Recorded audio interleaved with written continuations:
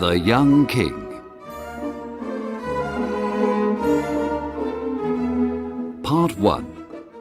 There was once an old king. He had no son to be king when he died. His people were very worried. "Who will be the next king?" they asked. But before the king died, he revealed a secret. His only daughter, the princess, had a child. In secret, she married an ordinary man, and they had a son. Some people said her husband was an artist, and some people said he was a musician. But his identity was a mystery, and nobody knew about their secret son.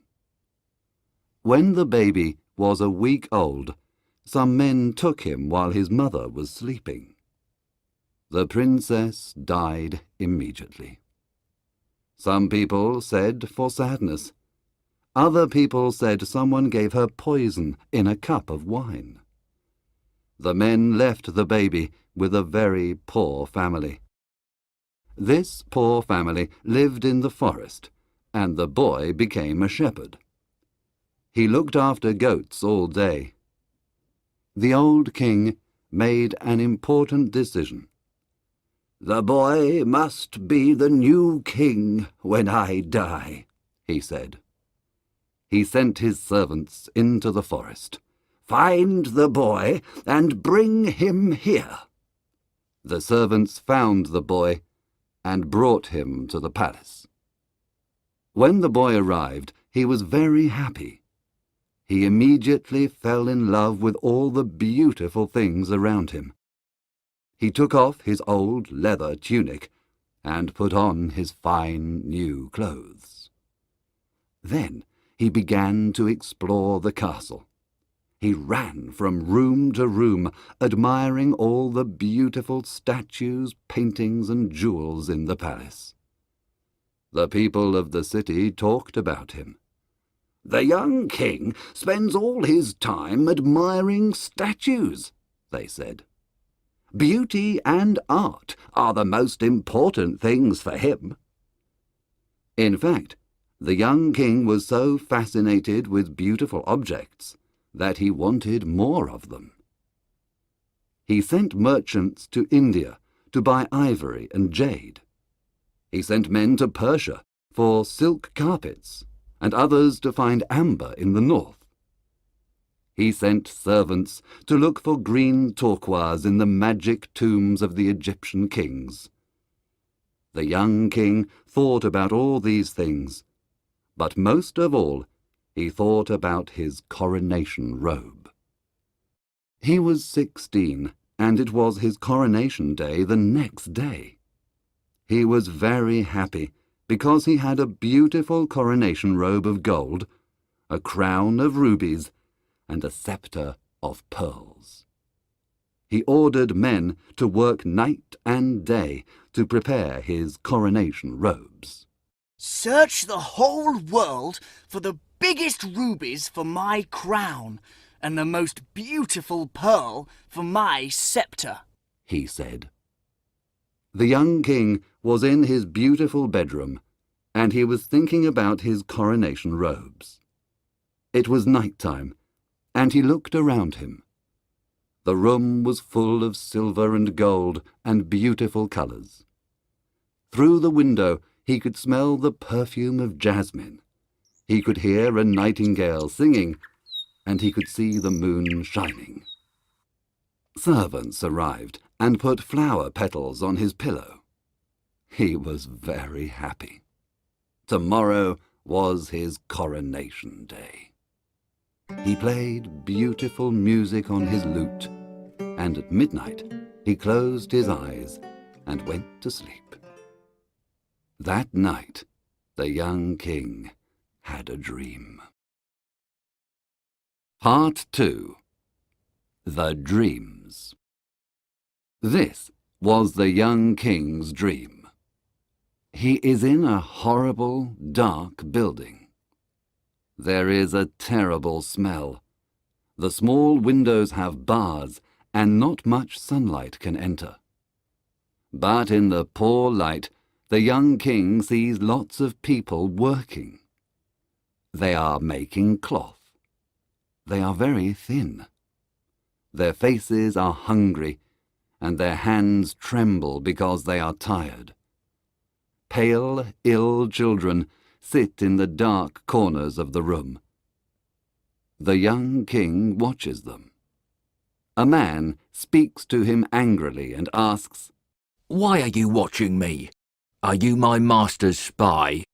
Who is your master? asks the young king. "A man like me, but I have poor clothes, and I am very hungry. He wears beautiful clothes and is very rich. We work for him all day. We make wine, and he drinks it. We work on the land, but he eats the food. We are his slaves." But this is a free land, says the young king. You are no man's slave. "In war, weak men are the slaves of strong men. In peace, poor men are the slaves of rich men." Are you all slaves? Yes, the women and the children, the old and the young. Suddenly, the young king sees the cloth on the machine. It is gold. The young king is terrified. You are making some very beautiful gold cloth. What is it? "It is for the coronation robe of the young king," the man replies. When the young king heard this, he screamed and woke up. But then he saw the yellow moon at the window and soon slept again. He had another dream. This was his second dream. He is on a long boat. The sun is very hot, and 100 slaves are rowing the boat and working. The master of the boat is giving orders. He is black like ebony and has a red silk turban on his head. In his ears he has big silver earrings. Someone is whipping the slaves while they work. Finally, the boat arrives in a small bay, and the master throws the anchor and a long rope ladder into the sea. Some men take the youngest slave. They tie a heavy stone to him and throw him into the sea. The young slave disappears into the water, but returns to the boat many times. Every time he returns, he has a beautiful pearl in his hand. The master of the ship looks at the pearls and puts them into a little green bag. The young slave returns to the boat for the last time. He is very pale and tired. In his hand, he has a very beautiful pearl. The pearl is round and white like the moon. But the young slave's ears and nose are full of blood. He falls and dies. But the master of the boat laughs. He takes the pearl from the young slave's hand, and the other slaves throw his dead body into the sea. "This pearl is for the scepter of the young king," he says. When the young king heard this, he screamed and woke up. But he saw the stars at the window and soon slept again. This was his third and last dream. He is in a tropical forest. It is full of strange fruit and beautiful poisonous flowers. There are snakes in the grass, parrots in the trees, and monkeys and peacocks all around. The young king sees lots of men working in a dry river. They are digging the ground and cutting big rocks and stones. Death and avarice are in a dark cavern. They are also watching the men. Death says to Avarice, "Give me 1/3 of your men." but Avarice refuses. No, they are my servants, She says. Death is very angry when he hears this. He sends malaria to kill 1/3 of the men. "What have you got in your hand?" Death asks. 3 grains of corn. But why are you interested? She asks.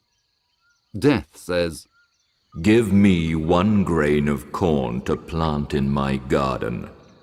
but Avarice replies, No, it is my corn. and she hides the corn in her pocket. Again, Death is very angry when he hears this and calls Fever. Fever comes in a red robe like fire. He touches 1/3 of the men and kills them. "Now give me a grain of corn for my garden," says Death. No, never. Replies Avarice. Death is extremely angry and calls Plague. Plague arrives from the sky, flying like a bird, and kills the rest of the men. Avarice screams and runs into the forest. Death takes his red horse and rides away, fast like the wind. And then dragons and terrible monsters come out of the rivers and the valleys. The young king cries and says, Who were those men? What were they doing? "They were looking for rubies for a king's crown," replies a voice behind him. The young king turns and sees a man in white. This man has a mirror in his hand. Which king? He asks. "Look in this mirror and you will see the king," replies the man in white. He sees his face in the mirror, screams, Ah! and wakes up.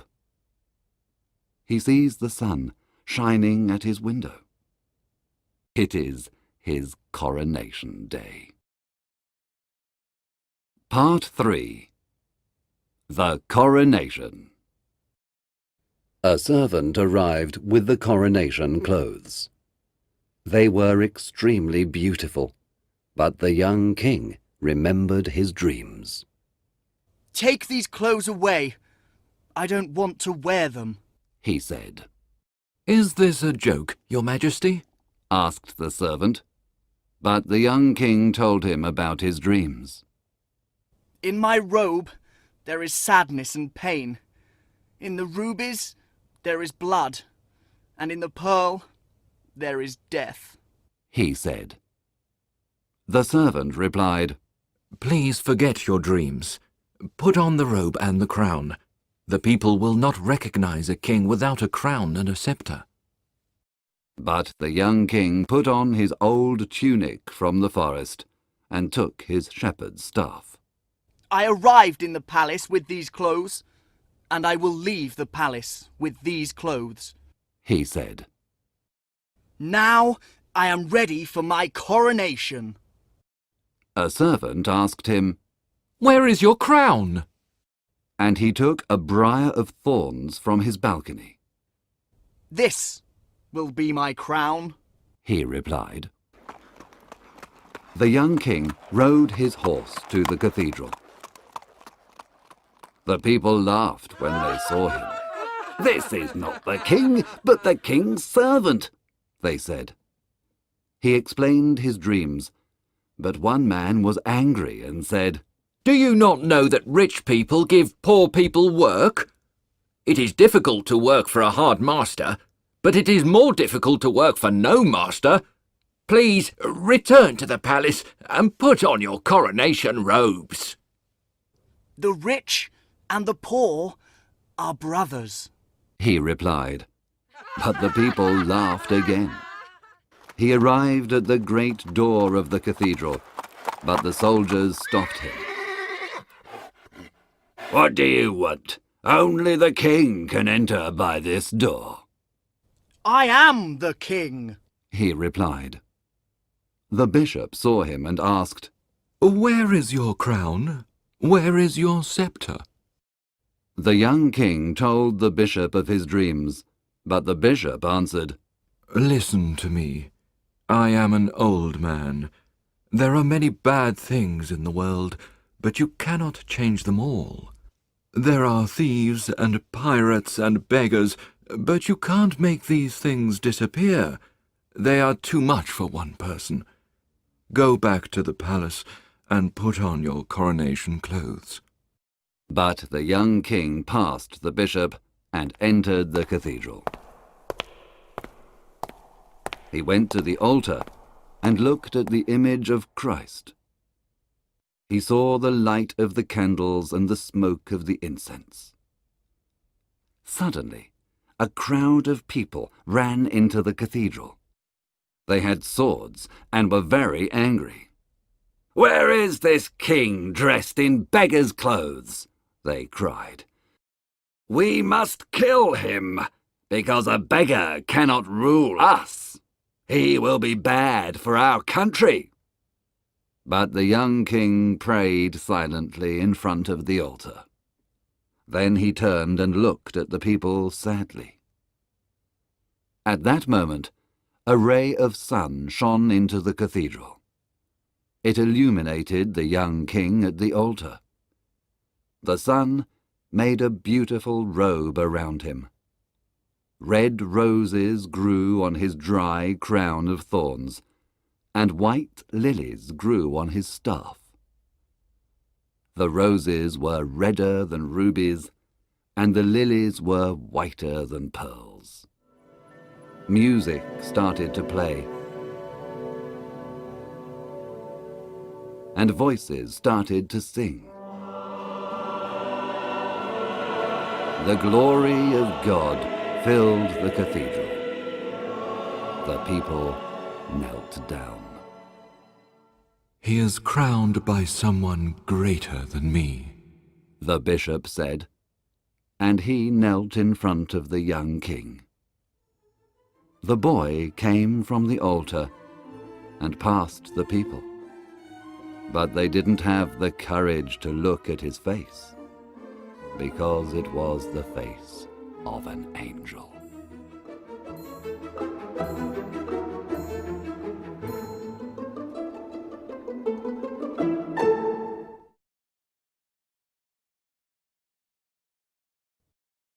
The Star Child. Part 1. The Baby. One winter night in a big forest of pine trees, 2 woodcutters were walking home. It was very, very cold, and there was snow on the ground. The trees were cold, the birds were cold, and the animals were cold. The rabbits stayed in their rabbit holes, and the squirrels stayed in the trees. But the 2 woodcutters continued their journey. They prayed to St. Martin, the protector of travellers, and finally they saw the lights of their little village in the distance. They were very happy and laughed. The earth now seemed like a flower of silver, and the moon seemed like a flower of gold. But soon they became sad again. "Why were we so happy?" asked one woodcutter. "Life is for rich people, not poor people like us. It is better if we die in the snow or if a wild animal eats us." Suddenly, something very strange happened. A very bright and beautiful star fell from the sky into the snow. "Look," said one of the woodcutters to his friend. "Perhaps we will find a pot of gold. Let's go and see." When they arrived, they found a thing of gold on the white snow. But it wasn't the treasure they wanted.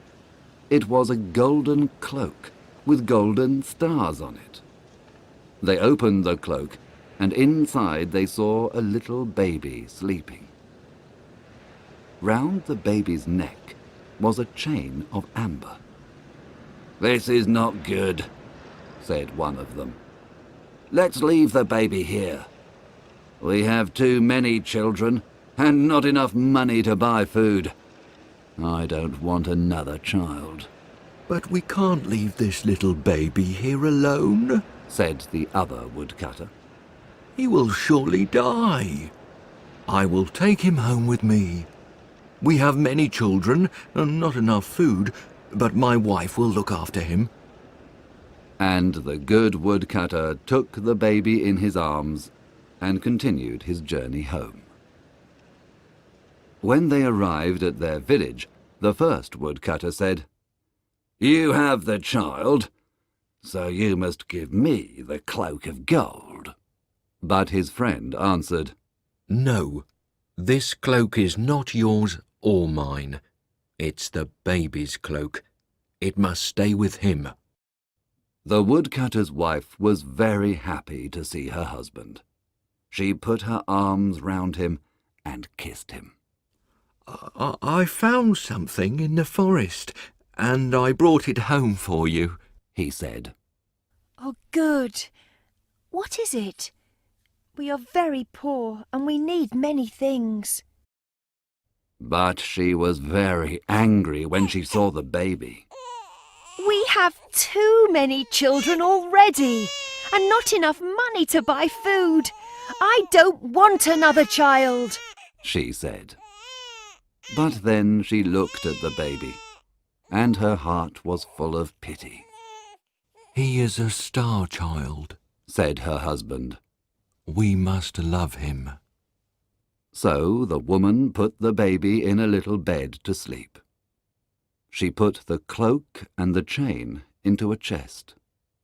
"Yes, we will love him," she answered. Part 2. The Mother. The Star Child lived with the woodcutter and his family, but he was very different from them. Every year the Star Child became more beautiful. His skin was white like ivory. His hair was gold like the daffodils. His lips were like the petals of a red flower, and his eyes were blue like the violets near a river. The other people in the village had black hair and black eyes, and they watched the Star Child in wonder. The Star Child was very beautiful, but very cruel, arrogant, and selfish. He laughed at the other children in the village and said, "Your parents are poor, but I am noble.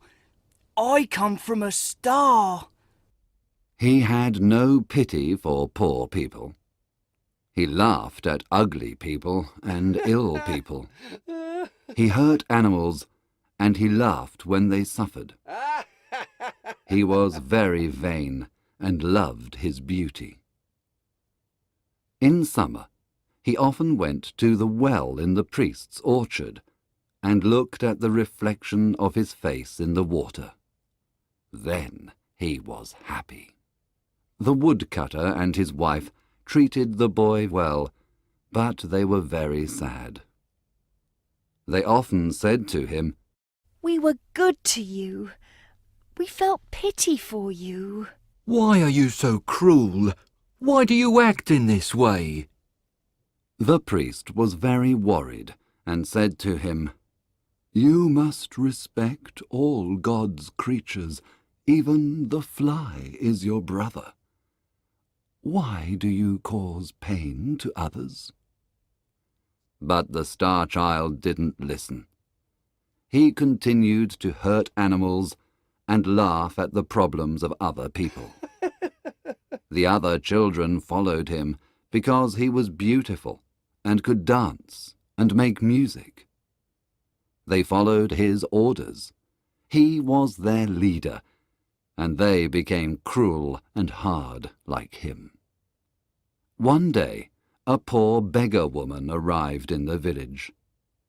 Her clothes were very old and torn, and she had no shoes on her feet. She was very tired and sat under a tree to rest. The Star Child saw her and said to his friends, Ugh!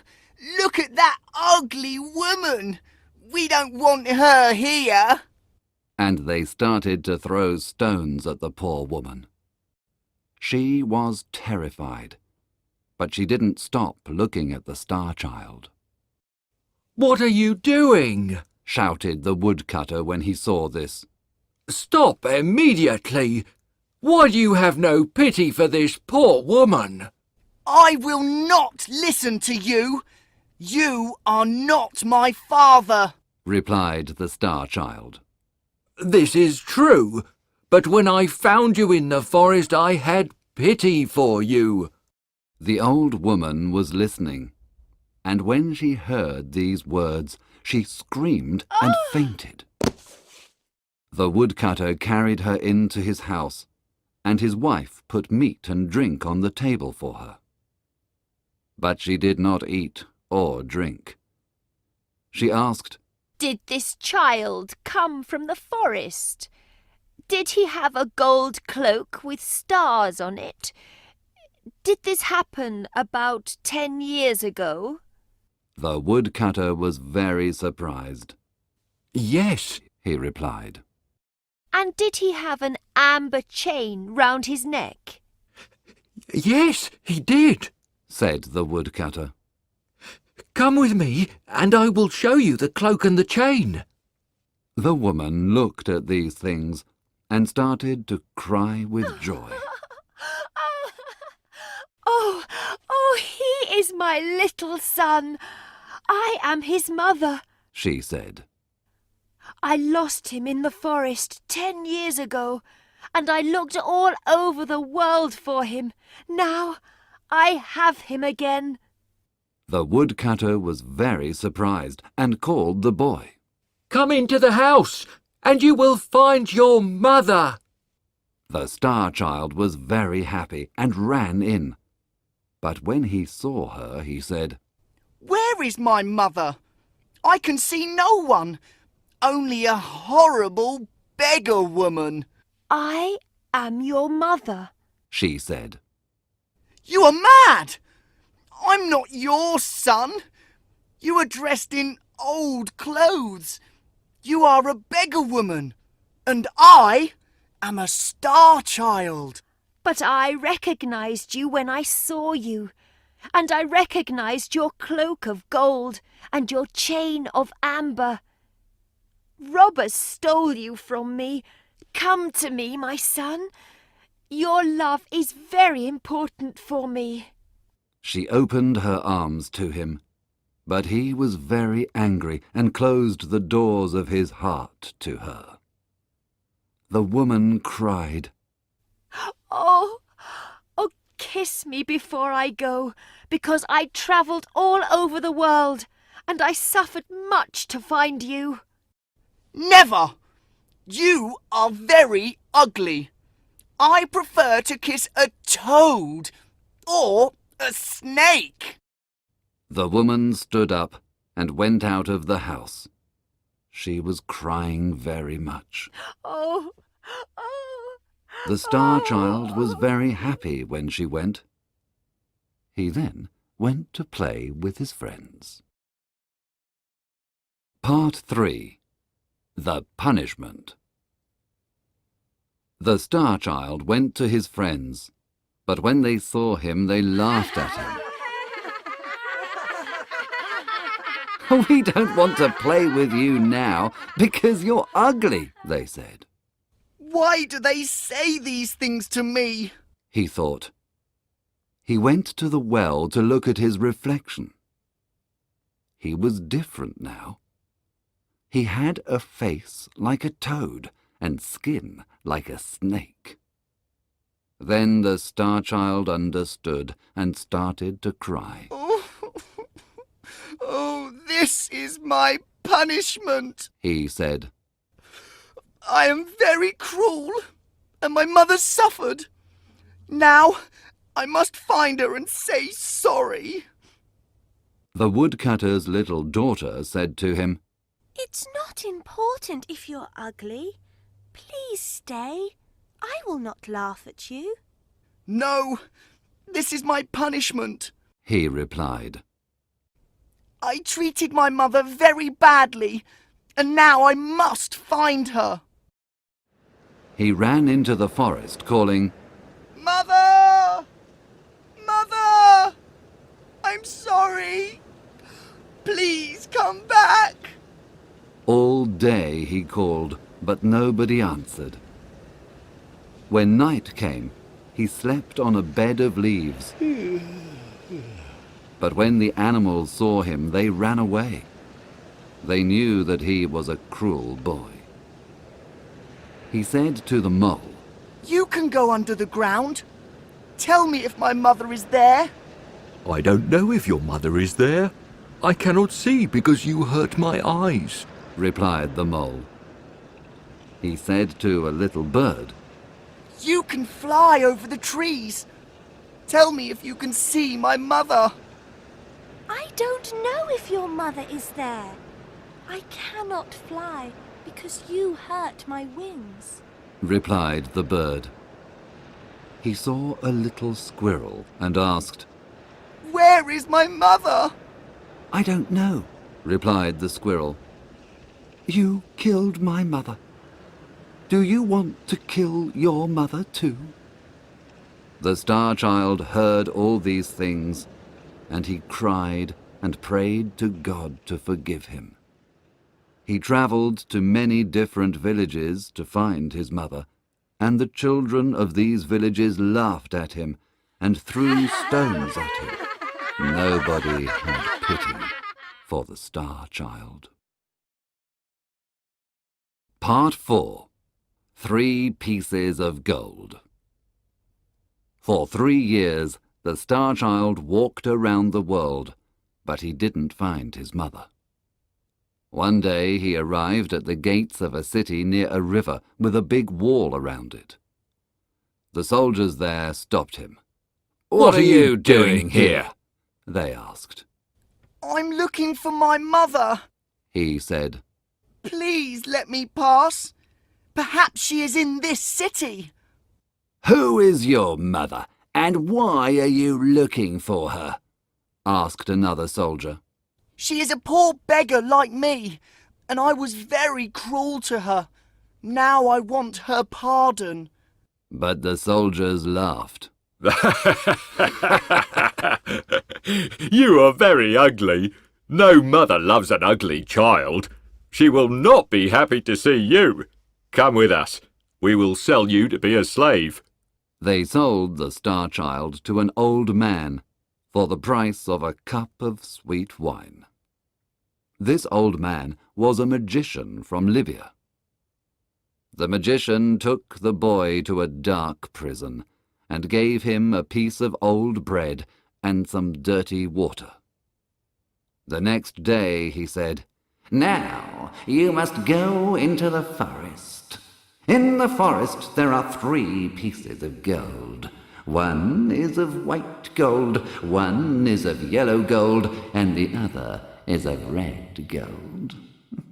You are my slave, and if you do not bring me the piece of white gold, I will beat you 100 times." So the Star Child went to the forest to look for the white gold, but he found only many thorns and dangerous plants. He could not find the white gold anywhere. When the sun started to disappear, the boy started to cry.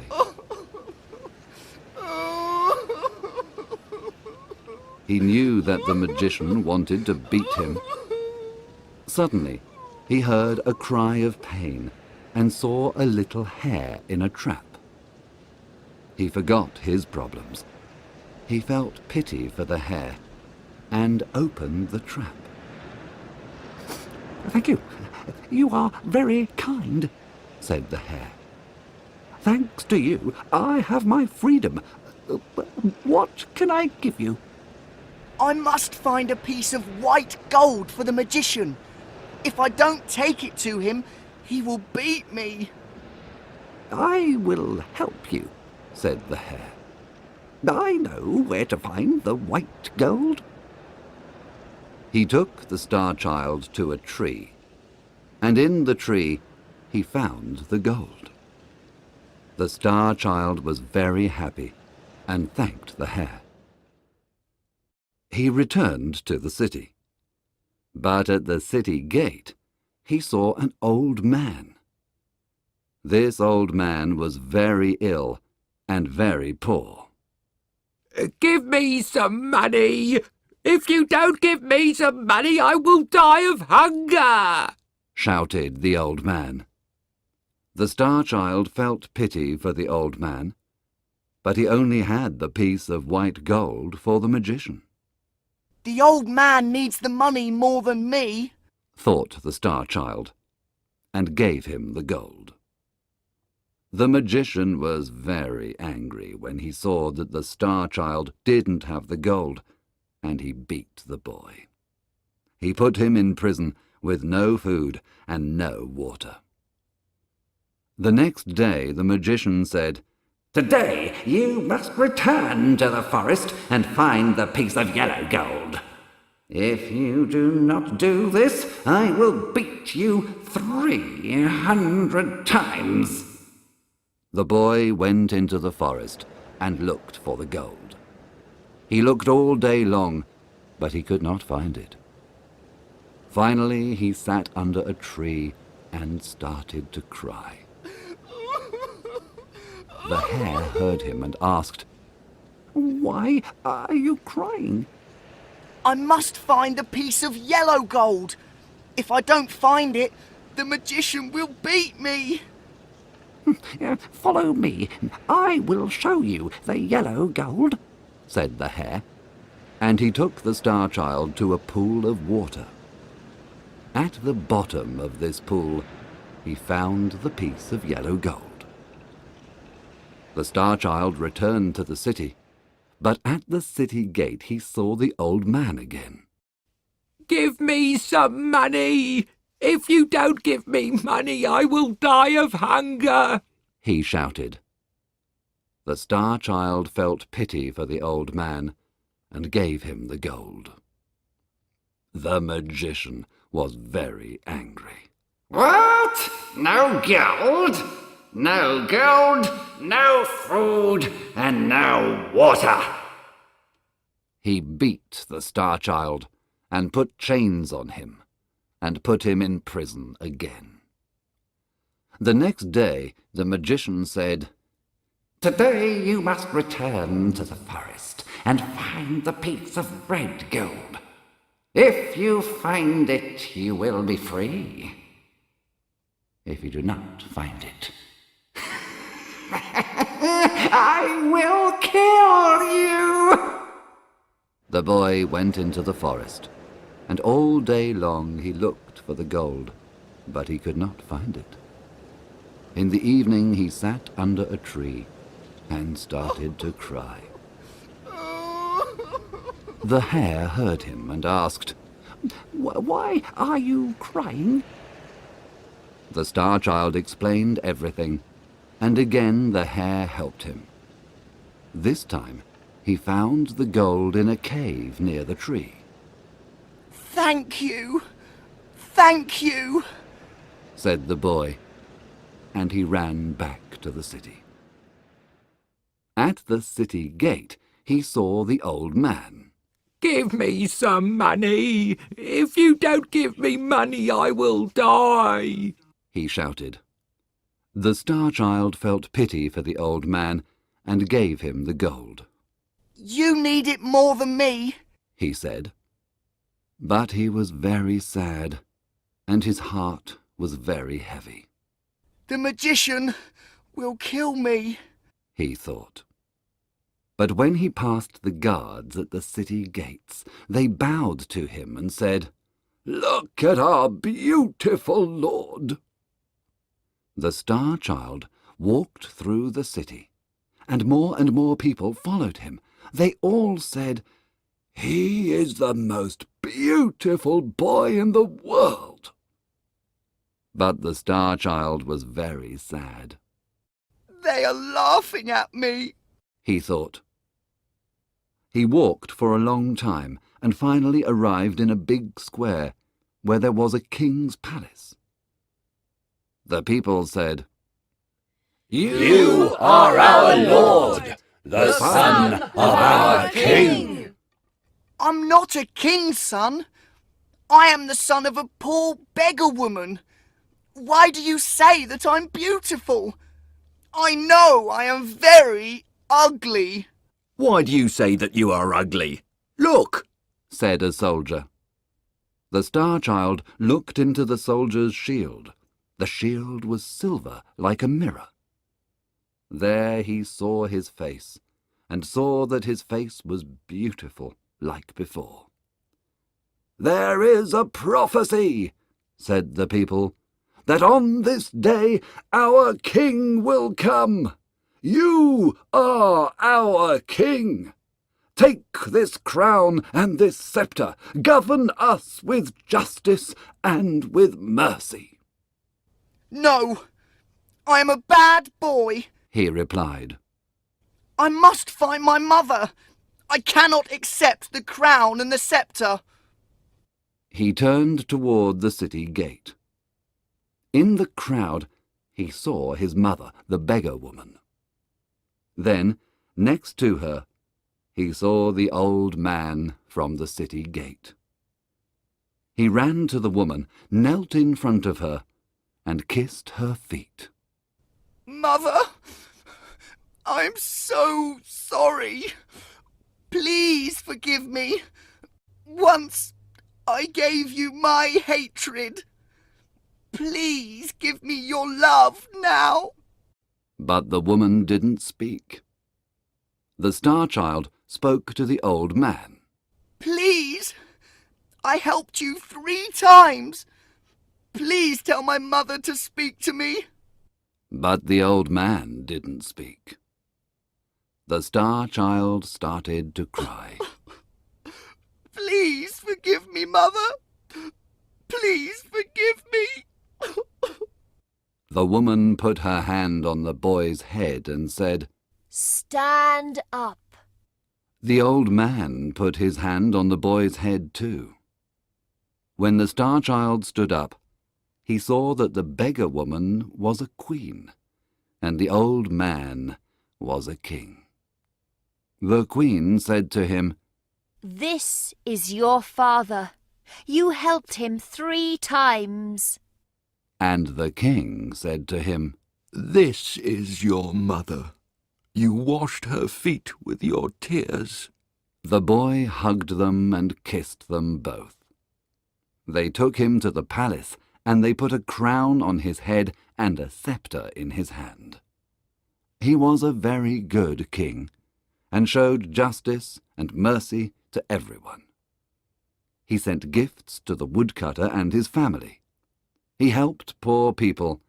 He was kind to the animals and birds, and there was peace in all the land. Unfortunately, he died after 3 years, because he suffered a lot in his life, and the next king was a cruel king.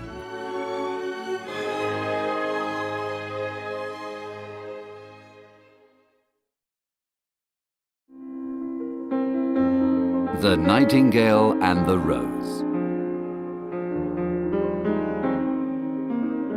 Part 1. The Student in Love. In a nest, in a tree, in a garden, a nightingale sang. Her song was beautiful. She sang of love and happiness. One day she saw a young student in the garden. She says she will dance with me if I give her a red rose, said the student. But in my garden there is no red rose. And when he said this, his eyes filled with tears. Every day I study philosophy and I read all the things that wise men say about happiness. Now my happiness depends on a red rose. The nightingale heard this and said to herself, Finally, here is a true lover. Every night I sing of love, and this young man suffers for love. The student continued, I love the professor's daughter, and tomorrow there is a ball at the prince's palace. My love will be there. If I take her a red rose, she will dance with me. If I have no red rose, she will not speak to me. The young student looked around the garden. There were yellow roses and white roses, but no red roses. Poor me, He said, I need one red rose, but I cannot see any in this garden. Ah! said the nightingale. Love is a wonderful thing. It is more precious than emeralds, opals and pearls. You cannot buy love in the marketplace with gold coins. The musicians will play their violins and my love will dance to their music. But she will not dance with me. I have no red rose to give her. The student fell onto the grass and started to cry.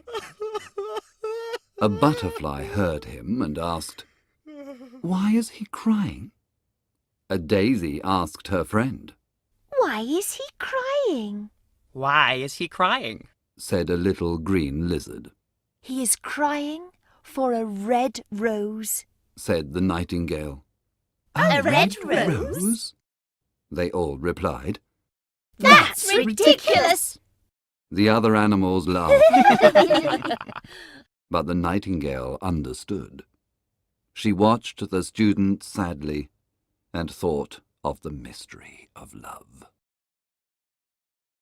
Part 2. The Nightingale's Sacrifice.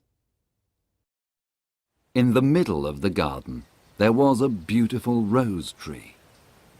The nightingale flew to the rose tree and said, Give me a red rose, she cried. and I will sing you my sweetest song. I'm sorry. My roses are white, like the snow on the mountain and the foam of the sea, He answered. Ask my brother, who grows round the sundial. Perhaps he can help you. The nightingale flew to the sundial and said to the rose tree, Give me a red rose, she cried. and I will sing you my sweetest song. I'm sorry. My roses are yellow like the daffodil, he answered. Ask my brother, who grows under the student's window. Perhaps he can help you. The nightingale flew to the window and asked the rose, Give me a red rose, she cried. and I will sing you my sweetest song. I'm sorry. My roses are red like the coral in the sea. But the winter was cold and my branches are broken. This year I have no flowers. But I only need one red rose. Is there nothing I can do? There is one thing you can do, but I won't tell you. It is a terrible thing. Tell me what it is. I am not afraid. Said the nightingale. If you want a red rose, you must build it by moonlight with music, and colour it with your own blood. You must sing to me all night and press your heart against one of my thorns.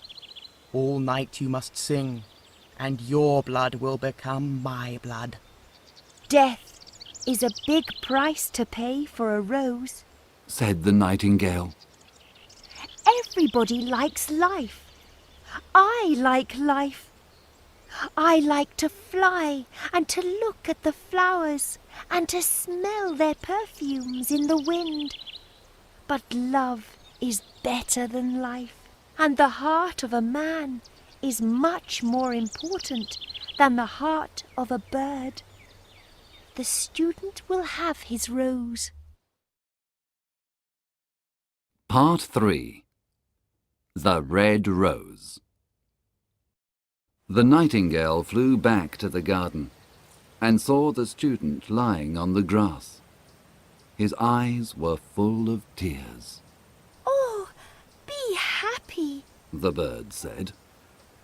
You will have your red rose, and tomorrow night you will dance with your love at the prince's ball. I will make the rose for you by moonlight, with music and with my own heart's blood. I ask you just one thing. You must promise to be a true lover. The student looked up and listened, but he didn't understand what the nightingale was saying. He only understood things in books. But the oak tree understood, and he said, Sing me your sweetest song, little nightingale. I will be sad when you are not here. The nightingale sang for the oak tree.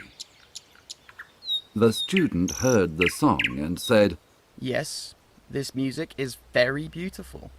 But can a bird really understand love? She sings well, but she is like an artist. And everybody knows that artists are not sincere. She thinks only of music, and could never do anything practical to help anybody. He got up, went into his house, lay on his bed, and slept. When night came and the moon shone, the nightingale flew to the rose tree. She pressed her heart against one of his thorns. All night she sang her sweetest songs. The cold crystal moon listened, and the nightingale's blood slowly left her. At the top of the rose tree, a flower started to grow. First it was pale, silver like the new day. But the tree cried, Come closer. The nightingale came closer and sang louder. Then the rose became pink, like a red rose in a silver mirror. Come closer, little nightingale, said the rose bush. Come closer. If not, the day will come before the rose is finished. The nightingale came closer, and as the thorn pierced her heart, she sang of a love that never dies. She felt a strong pain, and her voice became softer and softer. Finally, the rose was ready. A marvelous red rose, red like the eastern skies. Then the little nightingale sang her most beautiful final song. The white moon heard it, and she forgot the sun in the east and stayed in the sky to listen. The red rose heard the song and opened her petals in the cold morning air. The sleeping shepherds woke up when they heard it, and the river carried its message to the sea.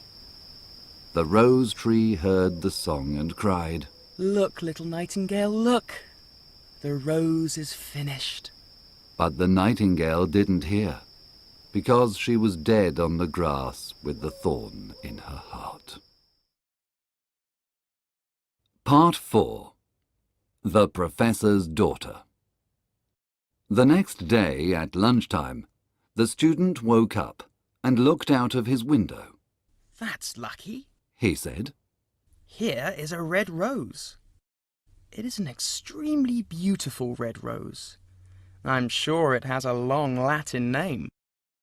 He took the rose from the tree. He put on his hat and ran to the professor's house. The professor's daughter was sitting near the door. Look, here is a red rose for you. Tonight you must dance with me as you promised. You will wear it next to your heart, and I will say, I love you.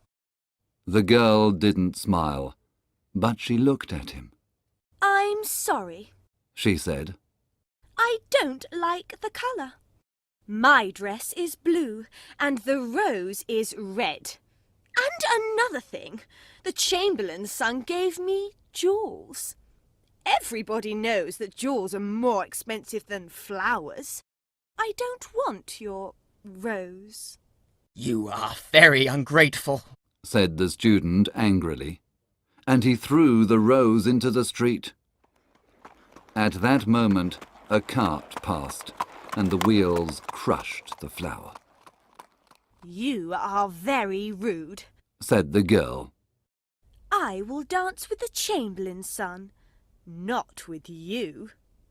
Then she stood up and went into her house. The student started to walk home.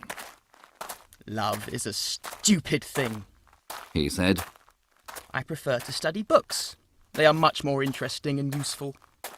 Yes, logic is much more useful than love.